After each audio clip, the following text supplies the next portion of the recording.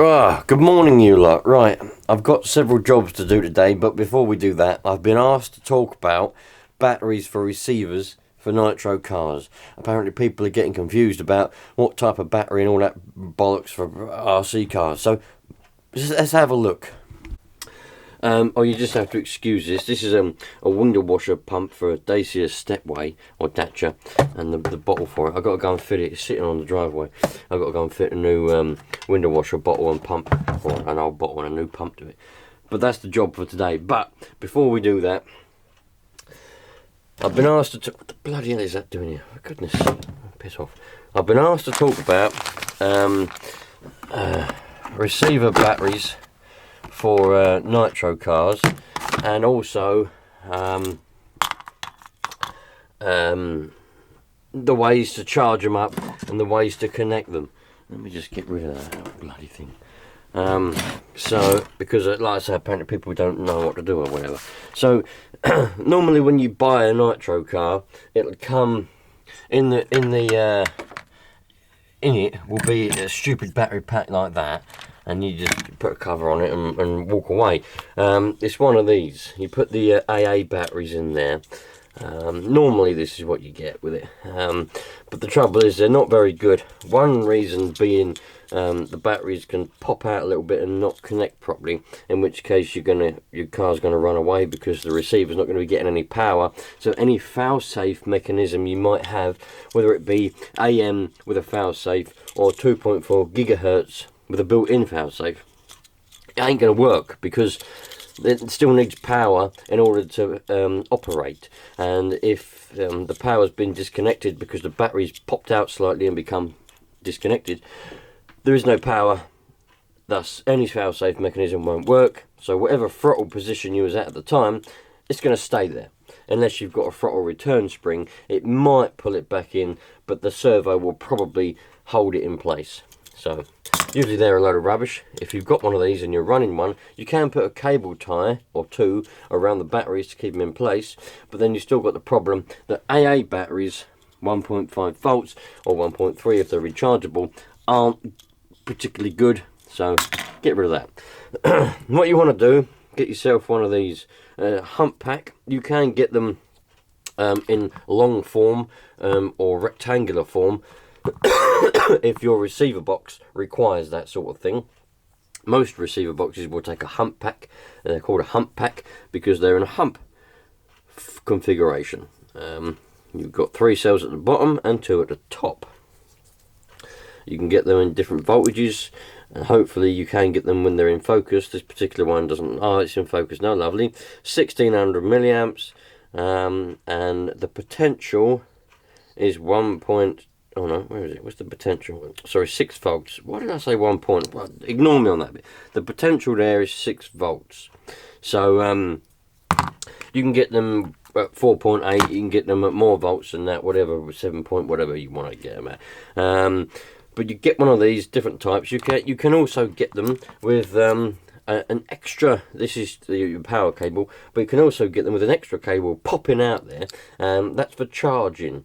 If you haven't got that, you can get a charge switch and all that other bollocks, but we'll talk about that on another video. This particular video is about what batteries to use and how to charge them up. So there is several ways to charge a battery. You can buy wall chargers like this one. This one's for a glow starter, but ignore that. You can buy chargers like this. You plug them straight into the wall, boof, like that, and they'll charge up your battery at a stupidly low rate of about 160 milliamps or 100 milliamps. You can get some at 500 milliamps, but when you've got a 1600 milliamp, battery, it's going to take about 12 hours or more to charge that up. So another method, a more popular method and a better method, is to use a fast charger or just a charger. Back in the day we used to call them fast chargers. Nowadays they're just chargers because they're just the basic charger. That's what they are. I'm just going to have a drink. Right, now I'm all drinked up. That's all gone, lovely. Right. Let's get into the depths of a fast charger or a charger. So I'm not going to tell you how to operate the charger in this particular video. If you want a video on how to operate a charger, let me know and I'll make one. But you will need, so you've got yourself now, you've got yourself a battery, lovely jubbly. You're going to need a charger, so you've gone and bought yourself a charger. Now, most chargers these days, they will come with some leads, like the Overland or whatever it was called charger, comes with a glow plug lead. I think it come with a Dean's lead, and it come with some other lead as well. But when I bought this one, it didn't come with leads, and I like to charge multiple batteries at any time. So you can either buy leads. You will need, not that one, not that one, go back. You will need, let's take the whole drawer out. There you go. Take the whole drawer out. So this is my drawer of charging leads. Not that one. I made that one for charging another battery. You will need, now these leads, this one here is over 20 years old. Over 20 years old. This is what I bought this to charge the very first Hump pack I ever bought for the Savage 21, and used a peak charger to charge it up with. Let's have a look at this one out as well. This one will be handy for demonstrational purposes. So for charge a battery, which has, I think this little red connector is the more common one these days. Back in the day we had a little black connector which looked a bit like that. I don't know why they used a black connector that was bigger than it needed to be. You've still got a positive and an earth. Same thing, 2 prongs. Then they replaced it with this one.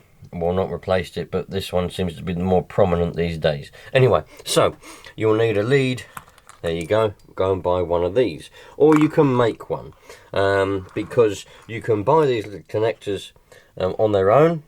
You can buy some wire, either this thick, or you can use this silicone wire. This is what I use. I made this charger to charge my other batteries up there.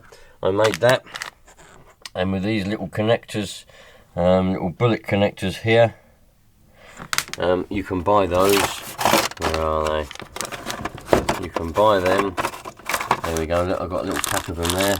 You can buy the connectors, you solder them on, and you get your Deans or your whatever it is you're going to use, XT60s or whatever, and a bit of heat shrink. You can buy heat shrink in a tub like this. This one was a tub with a lid, and it was all nicely organised, but then the lid didn't shut properly one day, and I picked it up and it slipped out of my hand, and all the heat shrink went all right over the floor, and I haven't yet sorted it out. But it used to be all organised, like that one still is there.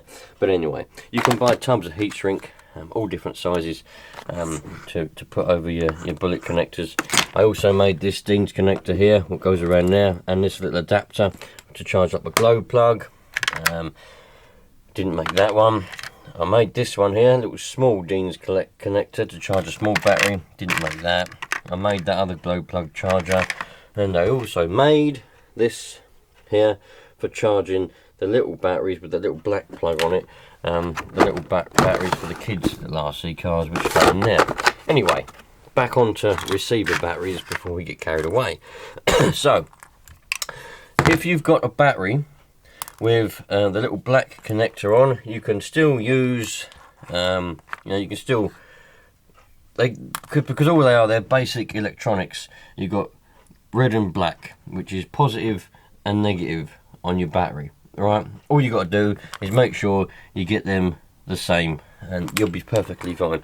But if you just buy the right lead, or buy the right connector and make the right lead, like I say, these were bought ones from 20 years ago, so they've had their use, they're old, and they still work. So, we've talked about that goes in the bin. This gets bought, lovely. Oh, there's a spare connector there to make a spare battery charger. We talked about, lovely, we talked about how to make chargers. You can buy this silicone wire. Be careful where you buy it, because you can get the cheap rubbish stuff from eBay, which is no good whatsoever. When you strip the wire, there's hardly any there's hardly any actual wire inside. It's just no good. Don't get that stuff. Don't get the cheap stuff, the Chinese stuff from eBay. Just don't get it. When you buy this wire, either buy it from a reputable source on the internet, somewhere that you know that it's good wire. That's what I use.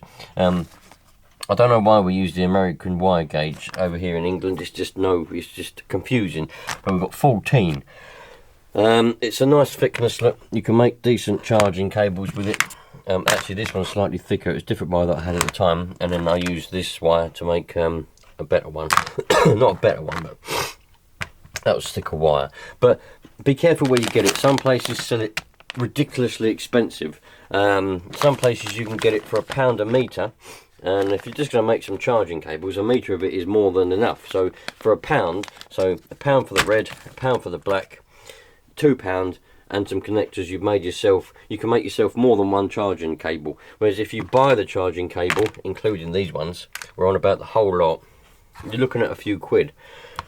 So yeah, you can get it from an actual hobby shop, so you know that it's good quality wire. But you'll be paying a bit of money for it, but it's worth it, because look how many charging cables you can make from all of that wire. I mean, look, there's loads of it, and I have more than that because I've already made some, and I made a great big long power cable for a ham radio as well. Anyway, heat shrink, talked about all of that. Lovely. So you can charge up your battery with a fast charger. If you set it at 1600, you have to look to see what yours is. You might get a 1300 or a 2000 milliamp one, whatever. You can charge it in an hour or less with a charger like that, so that's good. Just set it at 1600 nickel metal hydrate, and away you go. You'll find yourself over this one, right, your servos will be, you know, usable but slow, because the potential. Now you got to remember that electric is potential difference. It's measured in volts, which we know as voltage. So that's the way it's measured, with voltage, but it's actually potential difference. So you got to remember that the potential of a battery, you know, of 1.5 volts or 1.3 if it's a rechargeable, and not very many amps, is not a lot of good. So you will find that if you get yourself a nice battery pack, you know, you got a potential difference or a voltage of 6, and you know, for an ordinary RC car you will have to check, but most RC cars, Nitro ones, will be, if they're ready to run, because obviously you can buy the high voltage servos and the high voltage receivers and all of that, but if you've just got a ready to run Nitro car, it'll be 6 volts.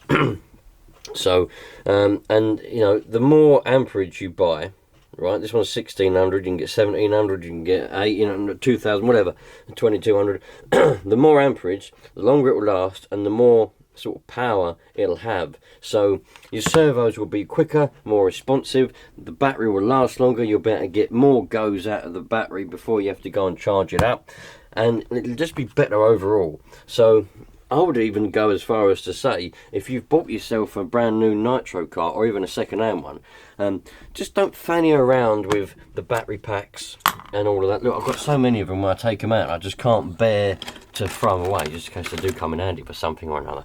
But you just don't fanny around with the battery pack, the ones with the AAs in. Just go and buy one of these straight away, put it in. If you haven't got a charger, you'll have to buy one, but at least you've got that, you've got this, and this will charge loads of stuff. What these chargers you can buy will charge more, you know, they'll charge these, they'll charge lipos, it'll charge everything. You can even charge a car battery for your car, one of them down there, with this, if you wanted to. It will do it, it will charge lead acid. So many uses with that. So it's not just for this, there are many uses, so it's well worth the investment.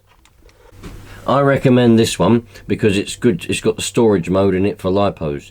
I've had this for a long time now, and it's a very good charger. So if you're going to go and buy a charger, you want one that's sort of under 60 quid, this is the one to go for. It's a nice charger, Overlander RC6, that's VSR.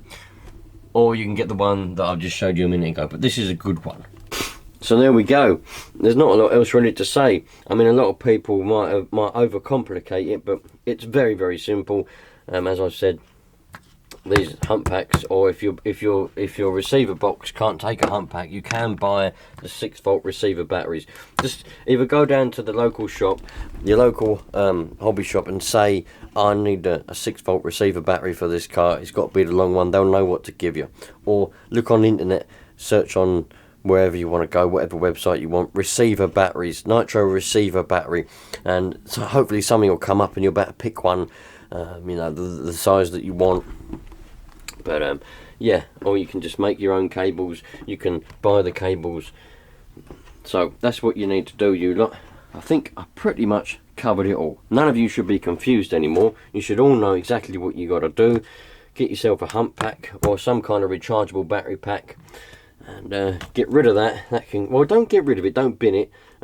Save it in case it might come in handy for a project later on down the line, but don't use it in your Nitro car. Simple as that. Ciao for now, you lot. Any questions, put it in the comments, and hopefully we'll get any more questions answered, and everyone will know exactly what to do. I forgot to mention, you'll obviously need a soldering iron. Forgot all about that. You'll obviously need a soldering iron. This is my one. Well, I've got a couple of them. I've got one in the other room as well, in the soldering room. But this is the one I use out on this bench here. So you need a soldering iron. You'll need leaded solder. You can use lead-free solder. Leaded solder is hard to get these days because everyone's trying to be healthy and all of that kind of stuff. But lead solder. You might need a bit of flux. This is obviously if you're going to make your own cables. If you're just going to buy cables, you don't need a soldering iron or nothing. But bit of leaded, not that, that's bloody lead free, that one. Bit of leaded solder. This good stuff. This one. A soldering iron. Bit of flux because it helps the solder to flow. You better make loads and loads and loads of cables. Look, I've got more here. Look. You better make loads and loads and loads of cables. If you just buy all this stuff, you better make loads, and it'll come in handy for other projects as well. But anyway, if you're going to make cables, you need a soldering iron, leaded solder, flux, and heat shrink, and your bullet connectors and your connectors. Anyway, yeah, so that's that. I forgot to mention all about the soldering iron, so I really am going now. Like I say, any questions, if you need to know anything else, if I missed something, if the video didn't answer your question, put it in the comments, and hopefully me or someone else will get it answered, and we'll all be happy as dappy. I'm going to go outside now and fit that water pump and that bottle to the Dacia or Dacia stepway, so I can get that off the driveway and back on the road. See you later.